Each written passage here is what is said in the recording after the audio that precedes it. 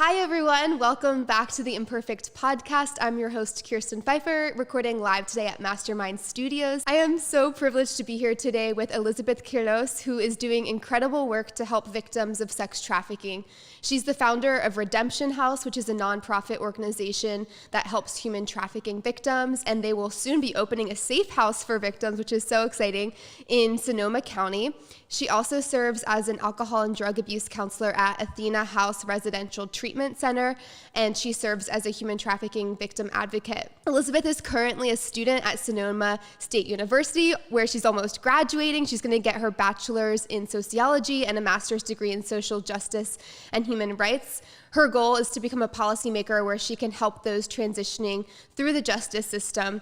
And all of her work is really fueled by her passion and her own experience through surviving human trafficking herself. So she just has such an incredible story and is truly making such an impact in the lives of so many. I'm so excited to have her on today, and thank you so much for being with us, Elizabeth. Thank you. It's an honor to be here, to be able to give hope to others that are listening and to let them know that they too can overcome traumatic experiences and they can turn their life around. I'm really grateful to be here. Yeah, thank you. Well, do you want to just get started by telling us a little bit about yourself and how you got involved in the anti-trafficking work that you're doing? Yes. So the reason why I'm in the work I'm doing now is because I'm very passionate about helping women, even men too, that experience trafficking, find the light, find the path and the light to change their lives around and go down a different path. They don't have to stay in that cycle. They don't have to even if they got out of that life, they don't have to continue having the same mindsets. They can do something different, and they can become, movements, like a huge movement in the community. They can become ground shakers. They can become hell shakers. I want to call it, Yeah. They could become the next judge, the next attorney, like set those goals, they can become a school teacher, like their lives can totally transform. And so that's why I have the passion I'm doing what I'm doing now. And my story involves child abuse, physical abuse. It involves sexual abuse. And also I was trafficked, and I've been in out of correctional facilities and was addicted to meth for about 12 years. And so my story is a miracle, right? I'm a miracle standing here. And for me to be where I'm at today, I never thought my life could be any different. I never thought that I can go to college. I never thought I can be graduating in May. Like, I never thought I will be having my bachelor's and going to get my master's degree. So there is hope for everybody. Yeah. So I want to start off when I was 4. My physical abuse started when I was in my grandmother's house. And, grandmothers are supposed to be the ones that love you and care about you and take care of you. But my grandmother didn't like me. She hated me because I was a girl. And it was nothing personal to me. It was just all girls in general. She couldn't stand girls. So she implemented the same abuse to my mother. So that's why my mom continued that cycle. And so today I choose not to continue that cycle to my children. And so my children and my children's children is not going to continue that cycle, right? Like, it needs to stop somewhere. And so it stops with me. Wow. And so basically, when I was with my grandmother, like I said, I was being physically abused. I had uncles, their friends, cousins, they're all coming into the house I was staying at, and they were partying day and night because they were gang members. And their lifestyles is full of addiction, incarceration, violence. That's the kind of family I come from. And so that's what I was witnessing when I was living with my grandmother at the age of 4. And so I will hide in the closet to get away from all of that, to hide and cope, because I didn't know any other coping skills. I didn't know. At 4 years old, I'm wearing a diaper and I don't know what's going on. So I remember going in the closet and holding myself because that was my safety net. And so eventually I ended up going back with my mother, and the physical abuse continued because, like I said, that's all she knew how to do, right? It helps me to be able to look at her from a compassionate model and a different pair of lens for what had happened to me because of what she knew at the time. When I talk to her today, I tell her, thank you for what you've done with what the tools you had. Like, I still want her to know I acknowledge her for what she's been through. And so basically my mom would do tactics, whenever I made her upset, or if I broke a rule, whatever the case may be, she'll have me get in the bathtub and then have me come out wet. So I remember being around 8 years old, and my mom will whip me from head to toe with a leather belt while the water was on me. And so, and I remember, there was times where she would beat me and I would be on the bed covering my face because I don't want her hitting my face, because after the beatings, I would have welts all over my face and my bodies. And so, having to go to school or, playing outside with the kids, I had to like wear stuff to cover my bruises. And I don't want people seeing that. And so when I would go to school, I would get beat up at school too, because I was coming from poverty. I was coming from low income. So I had polka dot shirts, ripped up pants. My teeth were crooked. My hair was messed up. So when I would go to school, I would get bullied at school too. And none of the teachers seen the signs of why I was always crying, why I was always afraid. Even if the kids came up to me and said, hey, we're going to beat you up after school, even though they were playing, they weren't serious, I would cry and break down because I had so much fear inside of me because what was happening at home. And so, and those are huge red flags. Like, hey, let's see what's going on with these kids and what's the trigger behind it. And nobody asked me questions. And so, I would have to go home and get beat up by my mom as well. So it was like, I didn't have a voice. I didn't even know how to speak or what was good and what was not good. And at the end of the night, my mother will hold me and tell me she loves me. And that gave me that mindset, like, okay, so all of that had happened throughout the day was normal. As long as I got some love at the end of the day, it's okay. And I took that to my adulthood. Wow. And so at the age of 14, I was raped by an older man and his friend was driving the car. And I didn't know what was happening because nobody told me about good touches, bad touches. Nobody told me about consent and what was okay, was not okay. I assumed that it was attention. So all attention was good, right? Wow. And so another situation when I went to the river and I went home, me and my mom got into a huge fight and she poured chemicals all over my body and my mouth. So I remember being in the bathtub when the chemicals was falling on me and my skin was burning, right? And I'm like, Mom, stop. Like, this is hurting. Can you please stop? Begging her to stop. And she finally turned on the faucet of in the bathtub and the water was just draining off the chemicals off my body. And that's when I realized, and she called me pathetic. She said, you're so pathetic. And she walked away. And I realized, you know what? I need to fight for myself. Like, something needs to happen because all these years, nobody fought for me, right? Nobody stood up for me. So I need to fight for myself. So I finally had the courage to run downstairs and call law enforcement. See, I was even telling her, you're going to go to jail. Like, you're going to jail. This is it. I'm done. I'm fed up. I'm fighting for myself. Wow. So I called the cops and they came. And all they did was refer us to a social worker. They didn't arrest her. They didn't pull me out of the scenery. They left me there. Wow. So when they walked out that door, I felt like, oh my gosh, my protection just left. Like, and how old were you at that time? 14. Wow. So I was like, well, what's going to happen to me? She might beat me again for what I've done, Yeah. So when they left, unfortunately, they didn't, she didn't fight with me after. She didn't even talk to me when they left. She left me alone. So, but God knows what, anything could have happened, so any child that been in that situation, it could have been different for them. They could have got beaten even more. So you just never know. And that's why I'm really passionate about what I'm doing, because I want law enforcement to know that you can't just leave children in that situation. Right. You have to remove them regardless of what facts you have or not. Like, you need to remove them if that's being said, So, but that showed me when they left, they walked out that door, that showed me, hey, you know what? I can't even trust law enforcement. Wow. They're not going to help me. They're not going to have my back. And that literally silenced me. I didn't have the courage to speak up from there on, Wow. And so eventually I was placed in the foster care system because we went and seen the social worker. And the home I was placed in was, there was an older couple and they were abusive as well. They were beating a mentally ill child that I was living with. Wow. And so this kid was like, I want to say 8 or 9 years old, but the only way he can speak was screaming because he didn't have, he couldn't say any words. And so they will, I guess whenever he did something wrong, they'll pull him in a room, they'll spank him and they'll beat him. And I can hear him screaming at the top of his lungs. I'm like, well, why am I even here? Right. I don't feel safe here. They will put padlocks on the fridge to where we weren't allowed to eat only when they fed us. Wow. So I just felt like I wasn't safe and I was in a prison. Right. Yeah. And so eventually I left from that home. I left from my mom's. I wanted just to find happiness. Like, a child just wants to be happy and protected and loved, right? And that's what that hole I had inside of me. And I was looking for it in every area and I couldn't find it. So I felt like if I went to my dad's, because my dad wasn't in my life like that, he would come visit here and there and I would beg him, like when he would leave me at my mom's and take off, I would beg him not to leave me there, to take me. And It's like my voice wasn't being heard. And he would make promises to take me and live with him and he would never come through. So promises were meant to be broken from a very young age to me. And even now, like when somebody makes a promise to me, like it's very important that somebody sticks to their word, right? But vice versa. Like when I make a promise or if I make a commitment, I stick to it because that's a core for me. Like that's something that it's very important, right? Yeah. And that's because I know how it feels to have promises broken or commitments broken, you know? Right. And so so when I was dropped off on my dad's doorstep, he took me in because literally I was at his doorstep. He had no choice but to let me in the house.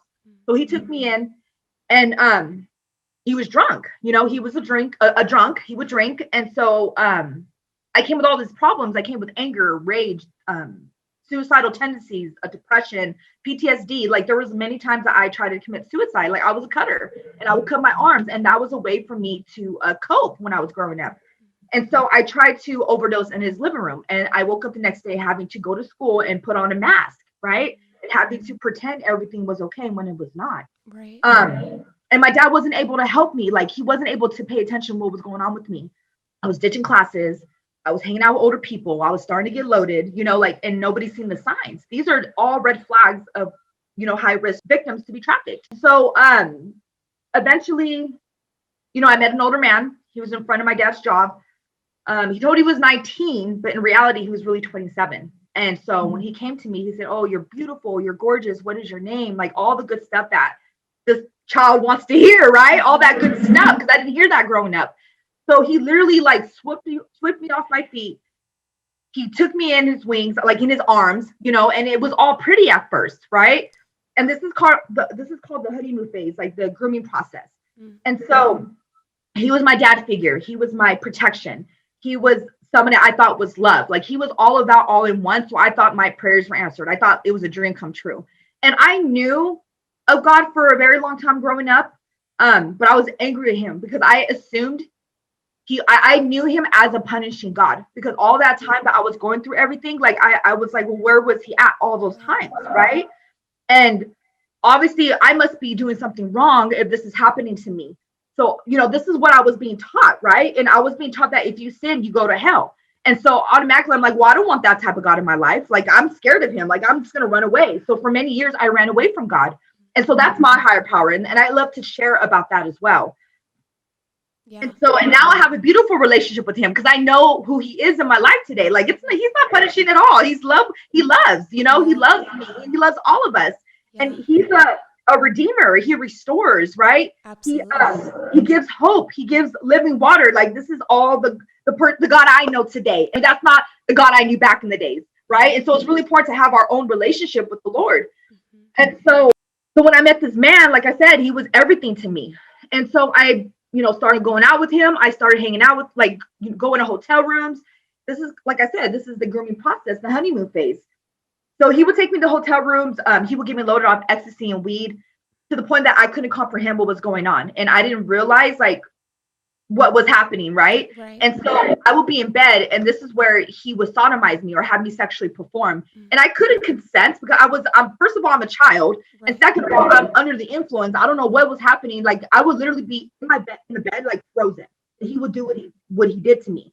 And I look at it like that was a manipulation tactic for him. Right? Because that's like a soul tie, right? When you have sex with somebody, that's another tie you have with that individual. Right. That's, you get stuck with them, right? And so eventually I took him to my dad's place, right? I have him met my dad, and my dad said, okay, well, you know, who is this guy? I said, this is my boyfriend. He said, well, if you want to date my daughter, wear protection and don't take her to projects and you can be with my daughter. So this man's tatted up. You can tell he was a grown man, right? And my dad just said, go ahead, be with him. That's on you, you know? And so and basically just gave me away to him, right? Like he said, okay, you have my blessings, right? And so I eventually just ran away with him because I was like not finding that happiness in my dad's home. I was seeking and I was looking for that fulfillment. And I felt like I found it in this man, my first trafficker. Mm-hmm. So I literally ran away with him and I took off with him and never wanted to return back to my home, right? I was never going to go back to my mom, that's for sure.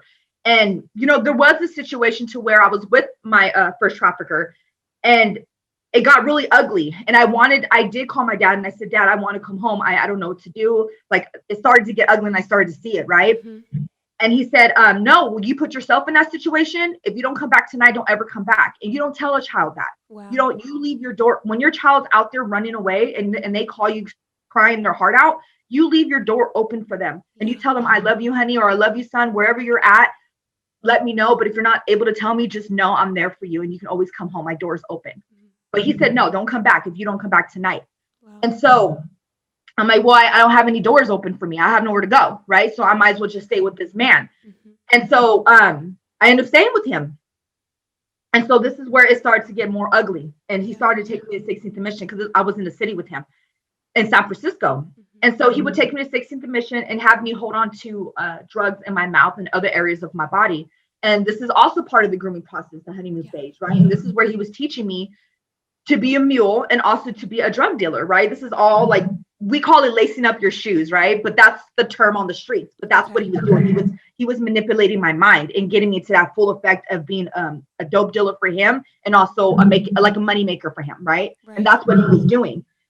So while I was holding on to the drugs and he was selling it on the streets, he had his homeboys downtown with him. So he was part of a prison gang. And so all his homeboys will come down and we'll all be in a circle. But if I looked up at any of those men, even if they're walking across in front of me and I wanted to look up to make sure they're not stepping on me, he will slap me and make me look down on the floor. And so that trained me to never look up and make eye contact with a man. Mm-hmm. And so he told me if I ever made eye contact with a man, that means they wanted to take me from him. That means they wanted to have sex with me. So I developed that mindset and took into my adult years. And so every time I had a probation officer or a parole officer, and this is important. When I do a lot of trainings, I talk about this. That's a red flag. When you come across someone that's looking on the floor always, that is a huge red flag. And so when I had probation officers and parole officers that were men, I could never look them in the eyes. I always looked down on the floor, and they assumed because I was a criminal or I was an addict. They never asked questions about being trafficked, and that's why it's important that law enforcement gets educated because they're like the main ones that are going to come across these individuals, right? Absolutely. And so it took me a long time to get out of that mindset. Now I can have a conversation with a man and look him in the eye and know that that's not what's coming up for them, right? Mm-hmm. Like that was a mindset I had to break out of. And so eventually he took me to Sacramento because his dad lived in a home in Sacramento and it was a dope house. And so when he took me there, he left me there for days at a time. And so I would be stuck in the room because I didn't want to come out kicking with all these people that are getting high. And I was only 16 at the time, right? Mm-hmm. I think I was 15, 16. And I didn't know these people and he left me there. And so when he would come back, he would have hickeys all over his neck. And so, and there at one point we were down there, my family, my uncles and my cousins live out there too. So I did introduce them to my family, and they knew what was going on. They knew what I was doing with this man and I was on the run and they didn't care. It was like, oh, don't worry, your secret is safe with me, right? And so, so when I was in this room and he would come back, he had hickeys all over his neck, and I would tell him, I'd say, hey, you left me here. Why do you have hickeys on your neck? And he said, oh, don't worry about it. Stop stressing. Stop, freaking out, because I was hysterical. And so for him to calm me down, he pulled out a foil and put meth on it, and he had me smoke it. Wow. And I smoked it, and I threw up everywhere because it was too much for me. It was my first try of meth, and because of that introduction, I got hooked on it. And so, but come to find out, when he was meeting my family, I guess he was meeting them by himself without me. And my family was giving him meth to sell for them. So basically he would come home and he would supply everybody in the house with meth that my family supplied him with. And so, so that's why when I talk about my story too, I let people know that it can be within the family as well. And that's called familial pimping. It's not always with just, guerrilla pimping, which is being kidnapped from one city and brought to the other. Like that happens, but it's rare. It's mainly Romeo pimping, which means within a relationship, a boyfriend or girlfriend, or it can be within the peers, right? Oh, if you're down for me, if you're loyal to me, if you love me, let's do this together, like a peer influence, or it can be within the family. And so eventually, we went back to San Francisco and he ended up getting arrested and he sent an older woman to me. And so when she came to me, and they're like friends, they're in the same gang, but I didn't know that. I was super naive. And I thought when she came to me that she was just going to help me make money. And I thought we were going to rob people or steal stuff. Mm-hmm. And I didn't know that she was going to have me sleep with Johns. Right. Wow. And when she told me that's what I was going to do, I was scared. I was super scared. I didn't want to do that. but it was the rules of the streets and it was the codes that I had to live by, you know, and I said, okay, well, I'll do what I got to do. It's either this or go back to my mom's, and I'm not ever going back to my mom. It was torment. It was a lot of fear, and it was ugly when I was with my mom, you know, and it was a lot of abuse, and I didn't want to go back to that. Yeah. So I'd rather stay where I was at. And so I did what I was told, and she took all my money. I didn't get any of that money. And so, you know, there was times where I robbed Johns and I would put knives to her neck, so desperate to take the money because I didn't want to sleep with them. Mind you, I'm 16 at this time. I'm supposed to be in a prom. I'm supposed to be in school, right? Living a child's life, like not a worry in the world. My worry will be graduation, right? Right. But I'm over here robbing Johns and putting knives to their neck to get money so I don't have to sleep with them. And I'm shaking when I'm doing it, right? Because you can tell I'm afraid. Yeah. But I had to because I didn't want to sleep with them. That's how desperate I was. So when all those situations would happen, I would go home to where I was staying at and cry myself to sleep, right? Cry myself to sleep, or listen to music, or smoke weed, or get high so I can cope with what I was going through, right? As a child, I didn't have that role model. I didn't have that guidance. I didn't have a grandmother or a grandfather or a dad or mom to call, right? I had to do it on my own. And so, and I didn't know, like I said, God at the time was a punishing God to me, right? So now that I know that God's with me, and he was with me that whole time. I know he was with me that whole time because I lived, right? I lived and I got out of it, and I am who I am today, and I'm saved now, and I'm able to testify, and I'm able to share that story. I'm able to tell people that they can come out of that and that God's with you no matter what, right? And so I know I have proof. Yeah. So eventually my trafficker ended up getting out, my first trafficker, and I told him what happened because I felt like I needed to be loyal. I needed to tell him the truth because I didn't know I thought he didn't know, but he knew, right? Mm-hmm. So when he got out, I told him, he said, "Oh my gosh, I can't believe you did that to me." He cried, he screamed. I was like really hysterical because I thought he didn't know. Wow. But after all of that, he said, "You know what? If you did it for her, you could do it for me, right? You love me, show how much you love me." I said, "Yes, I love you. I would definitely do it for you." And I cried and gave him a hug, thinking everything was okay, right? That he wasn't mad at me anymore. So it was a huge manipulation, huge mind game, right? So he dressed me up and he took me back out to the streets of San Francisco, 16th and Mission, 17th and Cap, 20th and Shotwell. So these are like all the ghetto part of San Francisco, right? Like downtown, right? And I want to say San Francisco is like a miniature city of Los Angeles and New York.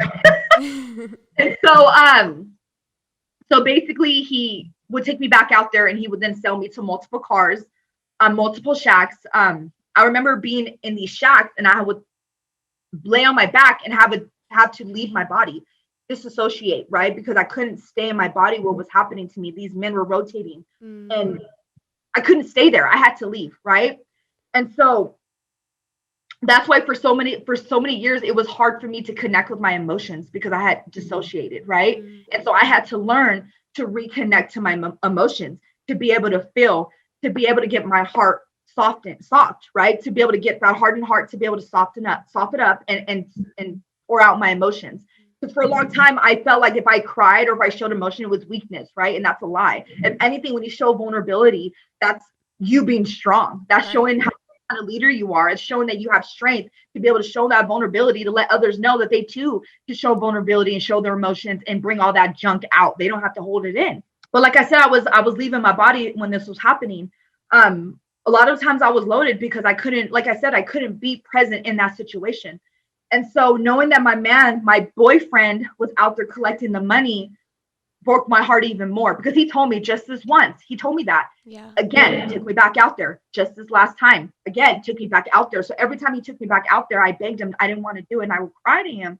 But he said, "Baby, just one more time." So I felt like, okay, this is just the last time. I can do it. I can get strong and do it for him. But it kept going and going and going. It was a repetitive cycle. And so eventually at the end of the night, he would clean my body and rinse me out, right? And wash my body. And I thought, okay, well, this is love. Everything that happened throughout the day, he's showing me love right now. And he tells me he loves me. And so everything is okay. And this is the mindset I had developed as a child, going back to when my mom would beat me and at night she would hold me. So that's what I'm saying. I took that mindset to my adulthood thinking it was okay. And after that relationship with him, after being trafficked by him, I got into multiple relationships that were abusive. And I had to have abusive men because if they didn't hit me, something was wrong. They needed to hit me to show me they loved me. And that was it was a distortion of love. That was not the correct meaning of love, but that's what I thought love was.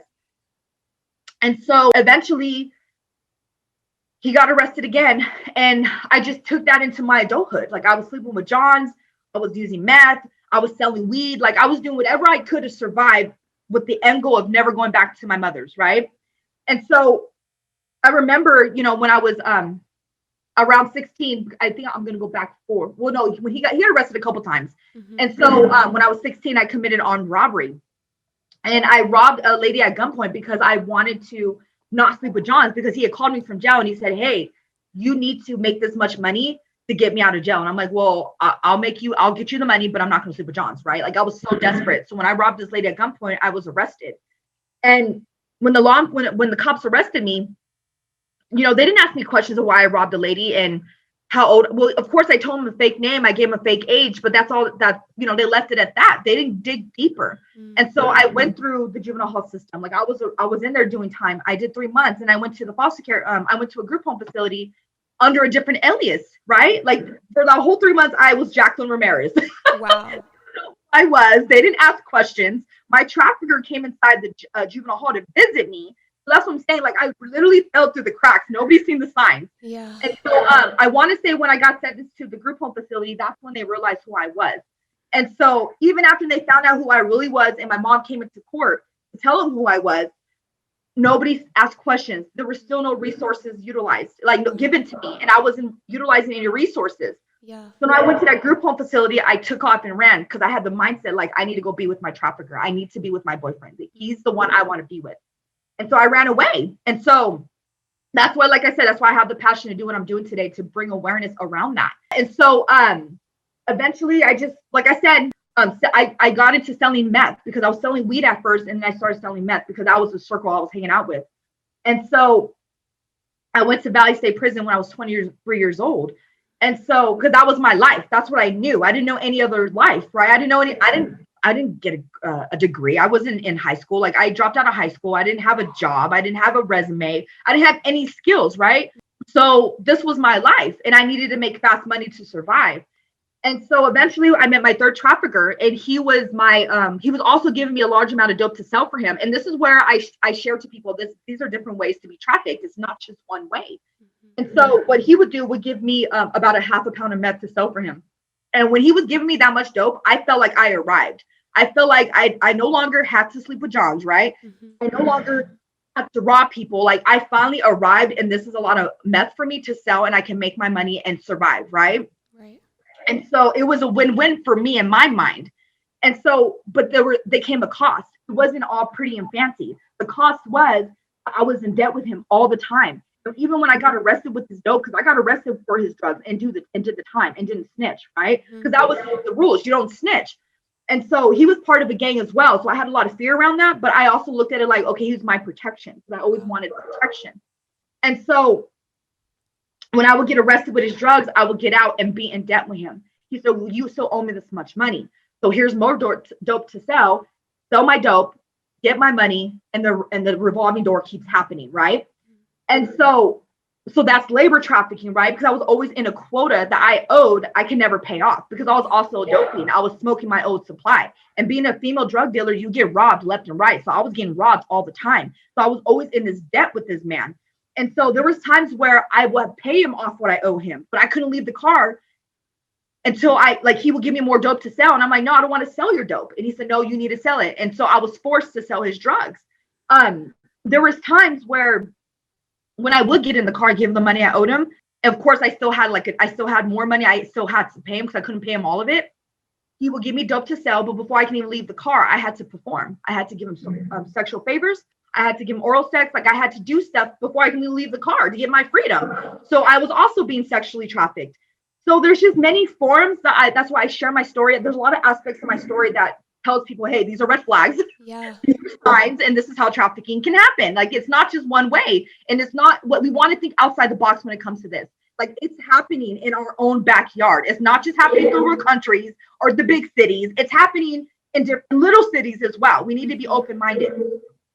And so eventually I got arrested. When I was 26 years old, I got pregnant, and throughout my pregnancy, I continued to use. I couldn't stop because that was my life. That's all I knew, right? And I looked at the stomach of mine that was growing. I was angry with my baby because I was like, why are you here? Like, it wasn't a planned pregnancy. It came out of nowhere, right? Well, I know that, God gave me my baby. I know that. I was like, where did this baby come from? I don't want this baby, but I felt so much guilt and shame from my previous. I had I got pregnant before, and I had to get an abortion because I owed a lot of debt to my third trafficker. And there was no way I was gonna be able to have this baby and continue to sell drugs and you know what I mean, and pay off my debt. So I had an abortion. And so my second pregnancy, I had so much guilt and shame from that. I kept the baby, right? But I couldn't love him. I couldn't speak to him. I couldn't read him stories or sing to my baby because it's like I had so much anger. I was so angry and I felt dead inside. So if I couldn't love myself, how can I love this baby that was living inside of me, right? And I remember being 7 months pregnant on the toilet, hitting a pipe, telling God I want to die, right? I don't want to be here. Like I can't be a mother. Like I want to die, right? And I remember that exact moment like it was yesterday. My kid's father would beat me, right? He would drag me across the floor when I was 8 months pregnant and get on top of me and punch me and make me sleep on the floor while him and his daughter slept on the bed. And so I've been through a lot of abuse in many relationships and throughout my pregnancy. That's what I'm saying. For me to be here today, it's a miracle. Yeah, you're amazing. To be able to share my testimony and to be able to inspire other women that they too can get out of that. And not keep that victim mindset, because I'm a victor. I'm not a victim, right? Amen. And I want to be able to give hope to others. So like I said, I gave birth to my son. I did get clean a month before so I can give birth to him so they wouldn't take him away from me at the hospital. And so I took him back to that life though, because that's the life I knew. I took him back to selling drugs. I left him in dope houses. I left him in car seats when I was making drug sales in the garage. I would get loaded in the next room while he was in the other room. I just took him back to that lifestyle, and I was still selling drugs for my third trafficker. So I was arrested. He was 3 months old. And I want to say that needed to happen so I can wake up, right? When law enforcement arrested me, I was set up by an informant. Like an informant I was kicking with a person that was working with the police, and I didn't know that. And so when they set me up, they took me they took me into custody. They said, well, who are you working for? And I'm in my head like, well, I don't want to tell you guys because they're like, he's a big time drug dealer and he's a gang member in the city. And I was afraid. Mm-hmm. But all I could think of too was where I left my son. I left him at a dope house, right? And it was supposed to be a quick exchange who I was meeting with and go back home to my baby. But when I got arrested, that's all I can think of. And they said, well, if you tell us who you're working for, because I had told them I left my son at a dope house. They said, if you tell me who you're working for, we'll take you to go see your son before we take you in, because you are going away for a very long time. And I said, okay, I'll tell you who I'm working for. And I already knew once I told, I can never go back to the streets, right? Like my life needed to change. And that's all I could think of was my son, right? So it's kind of like I woke up. I had that epiphany. And so I told him, I said, okay, this is who I'm working for. And they pulled up his name and they were already doing an investigation on him and his uncle. So they took me straight to jail though. They didn't take me to go see my son like they promised. Wow. So that's why I was like, it was hard for me to trust police, right? Because of everything I had been through. But I look at it like it needed to happen because I needed to wake up. I needed to get out of that life cycle. I needed to do something different for my child. So I went to the holding tank at the county jail, and I called where he was at, and I can hear him screaming in the background.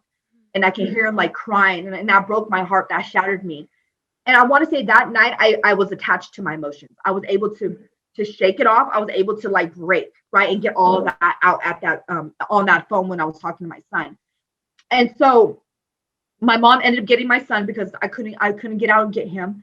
So my mom got him. So she had him for all these years, and I got him back last in December. I finally got him back, and I fought 9 years to get my son back. Wow. So that was huge. Congrats, that's amazing. Yeah, so I'm a full-time mom now, and that's why I always tell people too that there's hope for other women that have been down my path that lost their kids, that they too can get their kids back, you know? So I ended up getting 5 years between 2 different counties, and that, like I said, it needed to happen, right? And then I did a program called Starting Point. I completed that program. I got my GD when I was incarcerated. I was really excited because it was my first accomplishment to be able to accomplish something, right? and have that natural high and not be loaded, right? I'm like, well, this is how you feel sober? Like, this is amazing. And so I completed the program, got my GED, and I got out in 2013 and went to Women's Recovery Services. And that's where I learned that I was not a child prostitute. I am a trafficking victim, right? That I was a trafficking victim. And there's no such thing as a child prostitute. So I always emphasize that when I talk to people as well. And so it gave me the power to be able to share my story. It took all that shame and guilt off of me and that secrecy. Like, so I was holding it as a secret, right? Because I thought I was going to be judged, but it gave me that power to speak my truth. And from that moment on, I wanted to give back. I wanted to do something different for my community, right? I was going to use my pain for power, use my mess for message, turn my trauma into triumph, and do something different, right? And end that cycle. And so I decided to go back to school in 2014. I became part of the Bear Cup Scholars. I became the president of Second Chance Club for formerly incarcerated students in 2016. That's amazing. And I led that club for 3 years, and it blew up. It blew up. It became a program, and now it's got over 100 students, right? So it's like me learning how to be a leader is huge. I already had that leadership in me. I just didn't know, right? And I always talk about using your skills that you learn on the streets as transferable skills. Like I was a hustler, right? I was selling drugs, and now I'm putting those skills into getting my degrees, right? Applying for scholarships. That's legit money. You know? I'm putting my skills towards opening up Redemption House, which is a safe house for trafficking victims. Like, I'm not just going to let my skills go to waste. I'm going to use them for something positive, right? I'm not going to let my story go to waste. Like, God's going to use my story to help so many people, and it's not going to go in vain. That's why I tell others, when I speak your story and your pain and everything you went through is not going to go in vain. God's going to use it for your good and his glory. Like, so you just receive that, right? Absolutely. And so I graduated in 2019 with highest honors. I have 3 AAs in human services, social advocacy, and behavioral science. And when I was walking that stage, it wasn't just for me, it was for everybody in my family, right? Because I'm the first one in my family to graduate. It's for every trafficking victim that doesn't feel like that they can become survivors and overcomers. It's for every person that's been incarcerated that doesn't have hope that they can do something different. It's for every foster child that's been in the foster care system and feel like they're damaged goods. I was walking that stage for everybody, right? And for my son, to give him hope that he too can be successful. So now I'm at Sonoma State getting my bachelor's in sociology, and I'm graduating next month. So exciting. So, and I know, I'm excited. I'm walking that. I'm actually going to get to walk the stage, and I'm walking with highest honors. I'm really excited about that. Thank you. And then I'm going to Arizona State in fall to get my master's in social justice and human rights, and also work towards, like I said, changing policies, changing how law enforcement is being trained, how to run a nonprofit, like continue to strengthen my my areas in leadership. So I'm just really grateful to be here, and this is a powerful platform. So thank you so much. Oh my gosh, thank you. I mean, you are just so incredible. I am, from the moment I met you and heard your story, I was so blown away by your strength and resilience throughout all of it. But not only that, but now how you have used all of that for good. And you, I love everything you said of like, you're a victor, you're not a victim. You're turning your trauma into triumph. And you're just like, that is so, so special. And you're incredible. And I know you're impacting the lives of so many people. And I know that costs something to share those details. So I just want to say thank you for doing that, and because I think there is so much to learn in your story too, like you said. So my hope and prayer is that people will listen to this and they will see what needs to change in our systems, because I think so much of it does come down to these systemic issues and we covered so many of it, many different systems in your story, like the foster care system. I know in the US that is one of the most highly trafficked groups of individuals are children in the foster care system. So actually that would be like one of my other questions for you, is that the gaps in the foster care system. I mean, you kind of already shared that, but I think I just wanted to reiterate that to anyone listening, that that is something that needs to change. Education and training for law enforcement, and not just law enforcement, but also as a community, so that we can keep an eye out, because like you said, it's happening in our backyard. So if you are aware of the signs and the red flags of even like if you're working in a restaurant, right? And you see something that's off of like a younger woman with an older man, and it seems like the woman is not speaking or afraid to look people in the eye, like things like that. Or, you know, I know at airports a lot now, they're putting a lot of like signage around to share the signs of human trafficking, just so that we can all, everyday people in our community can be looking out for that. And there's national human trafficking hotlines where you can report that.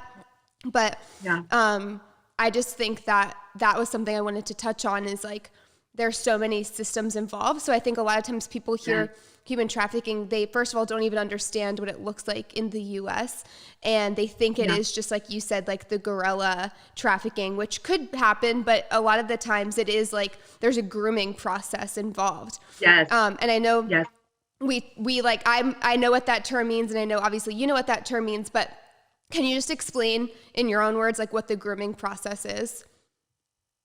So the grooming process is where there's a bond being built between the perpetrator and the victim. And so that's where the trust comes in. Because for me, like that's huge, foster care kids, right? People that've been in the foster care system.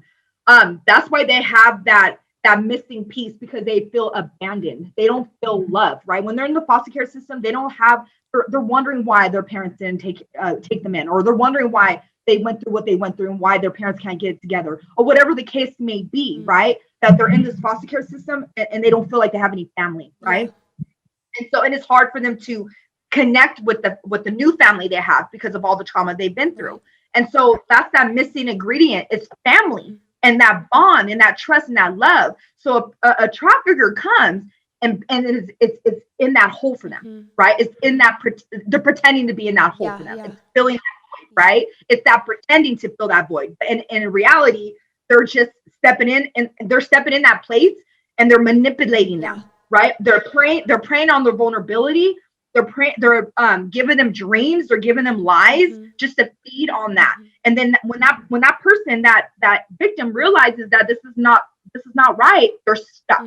They're trapped, right? Because they're in love with the person, or they realize, okay, well, I don't want to be here, but I can't go back because my family don't want me, right? Or I don't want to go back to the foster care system because my trafficker is telling me one thing, that I'm not worth it. So why should I even go back? There's so many perspectives around it.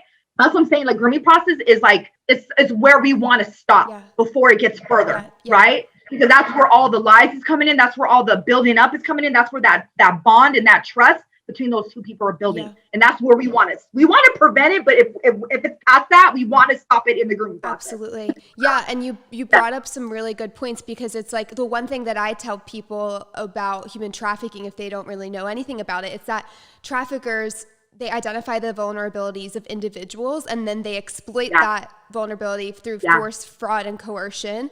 And so it's like a very psychologically manipulating and physically breaking down. Like, there's so many I've read, it's horrific, but like pimps a lot of times have playbooks of like how to break down psychologically, like different tactics to do that. And so when we look at prevention, we really have to look at, okay, what are the factors that would cause a child or an individual to be vulnerable? And again, getting back to the foster care system, getting back to victims of abuse and domestic abuse and child abuse, because like you said, if that's all you ever know, then that looks like love to you, then the trafficker knows that, and they will exploit that and manipulate that. And so I think it's really important for people to understand holistically how this looks, because we all have different areas of influence. Of like, there's going to be some people that can influence the foster care system. There's going to be some people that can influence law enforcement. And so even legislation has a big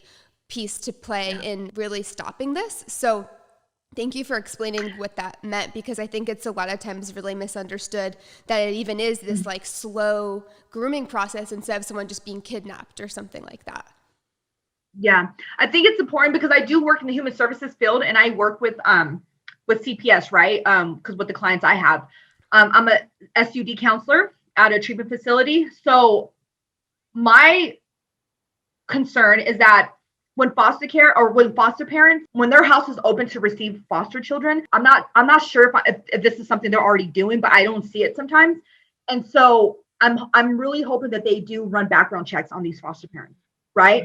That they run background checks. They dig deep before they let a child go into their home, because you don't know what they're doing behind the scenes, right? Because not all foster parents are good. There's some bad ones, and I've encountered some bad ones, right? The one I had were not good people. And so it's like we're re-victimizing the child by placing them in a home, and you're not doing a thorough background check. Like you're replacing them back in that environment, and they don't know how to talk. Nobody's talking for them. You know what I mean? Like, I don't even know if there's any resources being offered to these children that can teach them how to identify that. Absolutely. No? So that's my only concern, and I'm hoping that there are more people will step up and voice that, right? Yeah. Especially when, like, with your situation, what you said, it's like that's all you ever knew. And so how is a child who has known nothing else, like, supposed to know that that's not normal and that's not okay? And especially if there's not resources being given to them, the only resource that comes in is someone in the form of a trafficker that you don't know is a trafficker at the time, offering you comfort, security, love, all these things. And then all of a sudden, it can switch drastically.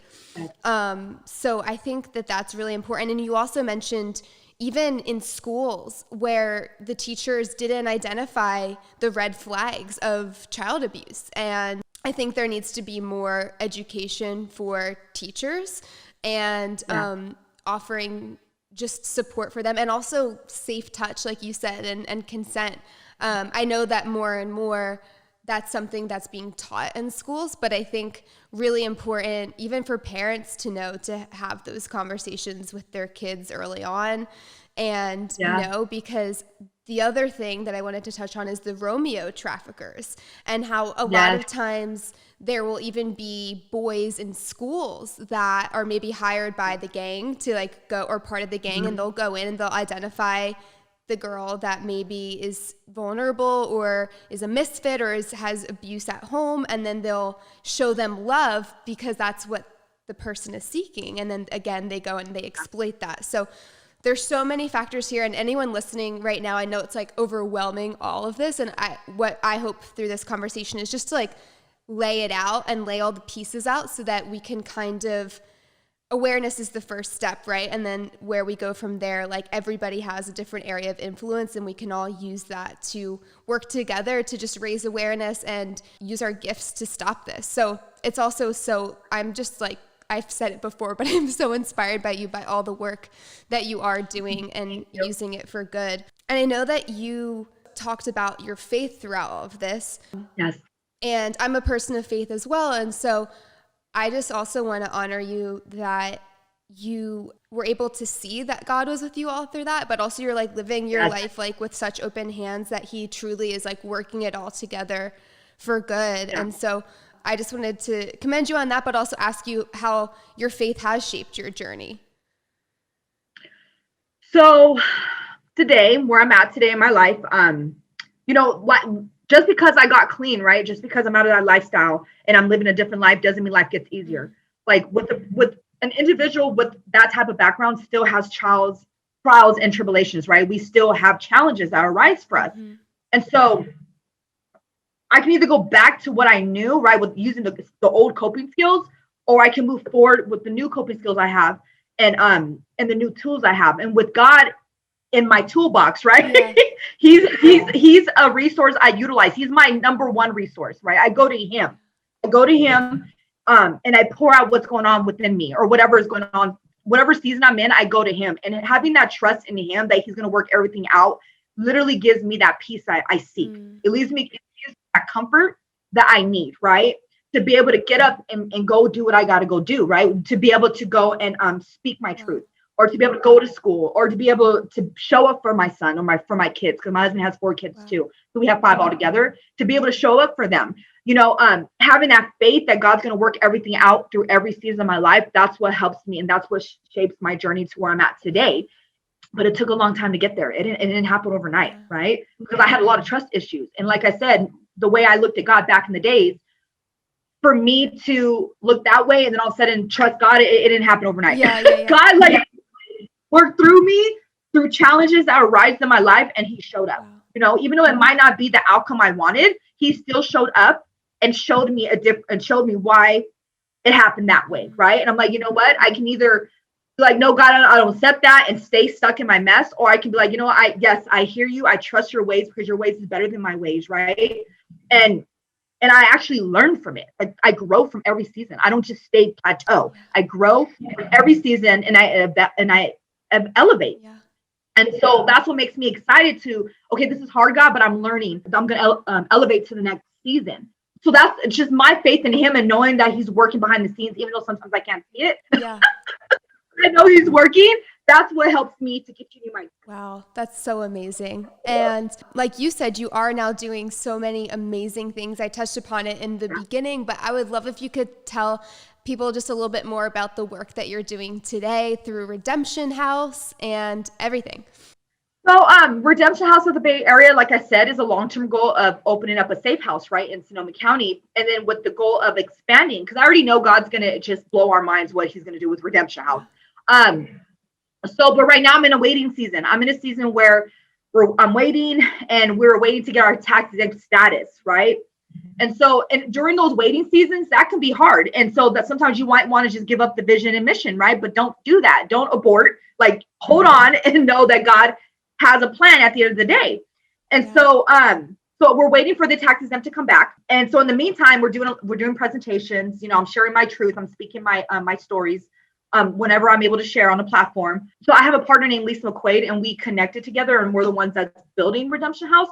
And so, but before the pandemic, we were doing a lot of street outreach, right? Because of the pandemic, we had to stop. But when we were doing the outreach, we would go to the streets and meet victims where they're at. Wow. And we would just love on them and pour into them and give them hope. And, you know, there's women that we see out there that we know, right? And so when they see us, they're like, wow, look where they're at today. Wow. So it gives them hope, right? I remember going in the jails and sharing my truth and my story and giving them hope. And there's girls in the crowd that knew me from back in the days, wow. Right? And I remember, like, after a presentation I did, they would come up to me and say, Liz, I can't believe it. Like, you changed. And they will give me a hug, wow. Right? And that moment is why I do what I do. Because I want to show the girls, hey, you can't too also do something different, wow. Right? And I said that to my friends that gave me a hug. And so So we're also like doing, like I said, outreach. We're doing our presentations, and we're also facilitating a human trafficking support group, and we meet twice a month. And right now, because of the pandemic, it's been hard having the girls meet in person. So we've been doing everything via Zoom, and it's just everything's been kind of challenging, you know. But I feel like once we get into a different tier, because right now we're in a red tier, I feel like once we get into a different tier, we're able to go back out there and do street outreach. We're able to meet in person and do our support groups. So that's kind of like what we're doing right now. Everything's in a waiting season right now. But even in the waiting season, I feel like you're doing so much, and that's so incredible. And I'm so inspired by that. And kind of winding down here, I know we covered a lot today about your story and about human trafficking. If there's one thing that you could leave listeners with that you want them to take away about human trafficking, what would it be? So I would encourage everybody to get educated, to attend a seminar, attend presentations. Just get educated if you don't know what that is. If you're talking to a loved one, or if you have a daughter or a son, or just any peers, ask them, what is your understanding of trafficking? See what they say. They might think of it, they might look at it like the movie Taken, right? They might say the trafficking's like that, but that's incorrect. You know, that we want to be able to educate people what we've learned from the presentations or seminars we attend. I want everybody to know too that there is hope for people that experience trafficking, or even incarceration, or if foster care. Like, there is hope for us. Like, we do overcome, and we do prosper, right? We're not damaged goods. And I just want to put it out there. Like, if you have a sibling, a daughter, a son, a cousin, somebody you love that's in that life right now, that's in addiction, or that's in that lifestyle, that there is hope for them. You continue to pray for them. You continue to do what you can to be that person to plant seeds of hope inside of them, and you pray. And then I'm telling you, at the end of the day, like, that's all going to prosper. Like, that labor you're doing, it's all going to harvest as something positive for that person. And there is hope for that individual. So I just want to say that.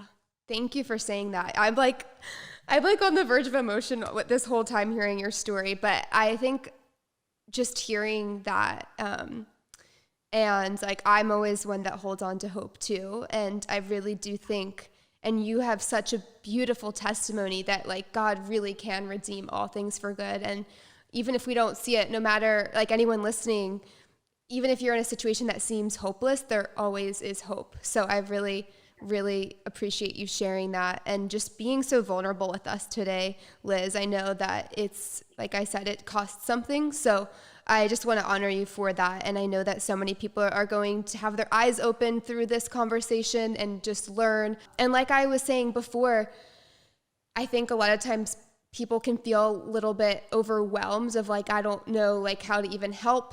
I know that when I first learned about human trafficking and how it actually is happening in our backyards, like 4 years ago, I was like, well, I don't know what to even do. Like, I'm just this person, you know? And I think that the more that we just live surrendered and say, okay, like however, whatever you believe in, God, universe, whatever it is, like use me, you know, like just being open to that, the path will become clear. So that would be like my advice of like how people can help. But like, what is some other practical advice of like the average person who's listening, how they can help to fight human trafficking? So if you see something that you heard in our talk today, or if you go and read the if you look up on Google, there's risk factors that you can look out for, right? Red flags that you can see for someone that's experiencing trafficking or that's high risk for trafficking. If you see any of those signs, like it's okay to reach out for support. Like ask somebody or let somebody know that this is happening and you're concerned, and what should you do around that. If you know the individual, have a conversation with them. Have a conversation while they're safe, not with anybody that can hurt them, right? If they're alone, because sometimes when a victim's with a trafficker, it's really dangerous to go up to that victim and talk to them while the trafficker's there, because then at the end of the day, when you walk away, that person's gonna get hurt. Wow. So it's better to like talk to them, see what's going on, ask them questions while they're alone, if you're able to somebody that's close in your life. Yeah. But if you see this on the streets, there's 800 numbers you can call for trafficking, right? I believe there's an 800 hotline that you can call and report what you saw, or you can call your local police station and let them know what you've seen. So then at least you're doing your part by picking up the phone and making that phone call. I'm pretty sure in Los Angeles, there's going to be a rape crisis trauma center that you can call as well. We have Verity, which is our local rape crisis trauma center here in Sonoma County. And we just call them when we see something like that happening, right? So pick up that phone. Don't be afraid to call. Yeah, that's what I always tell people too. And anyone listening, I will put these resources in the episode notes. There's the human trafficking national hotline as well. And like Liz said, there's local hotlines you can call, but I'll put the national hotline in the notes, and I have it saved in my phone. The worst that can happen is you call and you're wrong. Like the best that can happen is you've just helped save someone's life. And so that's why those hotlines are there. They do the due diligence to get to the bottom of it. And you've done your part then. So I think that's a really good practical way that people can help, is just to like know the signs and not be afraid to speak up. So I'll include also a link to a few different reputable websites that list out all of the warning signs. So there's A21 I talk about a lot. I've worked with them a bunch, and they have actually a campaign called Can You See Me, where they give a visual representation of what human trafficking actually looks like in different scenarios. So again, I'll link all of that in the episode notes. But just kind of last question here is, what is your hope for the future? I want to end on a happy, positive note. I know that you are all about hope. So what are you excited about right now? What is something, it can be aside from human trafficking, what's something that's making you happy right now? So right now, what I'm happy about is speaking. I'm excited to see where God's going to take me, what platforms he's going to place me on. That's why I stay committed to like showing up to all platforms, because it's all preparation. Like he's still teaching me how to speak. He's still showing me how to go with the flow. Let the Holy Spirit just speak through me, right? Regardless of whatever is going on behind the scenes. Like he's showing me to suit up and show up. And that's what I'm learning. And I'm excited.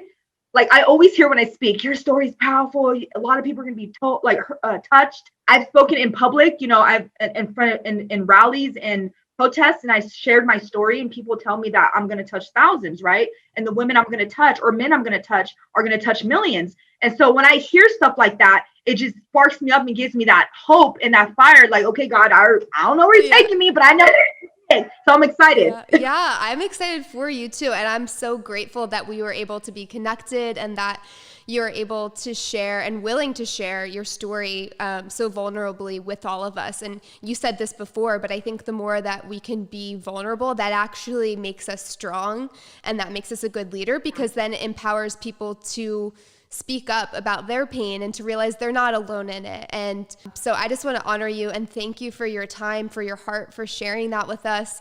And anyone listening, where can they connect with you and support your work and everything that you're doing with Redemption House? Is it possible if you can maybe put my email at the end? Absolutely, yeah. So you can put my email at the end and people can connect with me. Like I said, I'm a motivational speaker. So if you have a platform for me, I'm there. Yeah, absolutely. Yes. And also if you want to connect, if you want to know about more of Redemption House, then you can connect with me on Facebook. I'm on Miko Elizabeth Quiroz. So Miko's Mico Elizabeth Quiroz. So Quiroz. You can look me up on Facebook or you can look me up on Instagram. It's Quiroz, Quiroz Elizabeth 2015. So look me up on Instagram, Facebook, and then you'll see more about Redemption House through my social media platform. Yeah, and I'll link all of those things in the episode notes as well as like on YouTube. I'll put the text and everything. So thank you so much again, Elizabeth, for being with us today. I'm really grateful for you and so inspired by you and really, really excited to see all that God is going to continue to do in your life. So thank you. Thank you so much, Kirsten. Thank you for having me here. Yeah, and thanks everyone for listening. We'll see you next week.